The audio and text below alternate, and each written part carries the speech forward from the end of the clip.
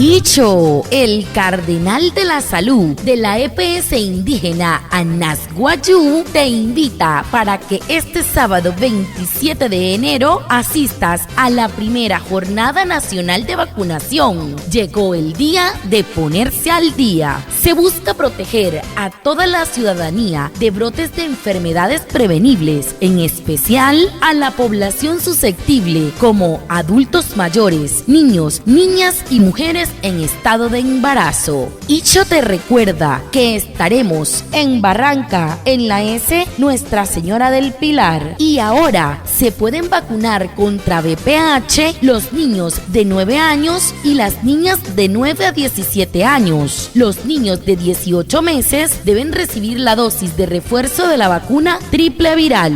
Icho te recuerda, las vacunas son gratuitas. Llegó el día de ponerse al día.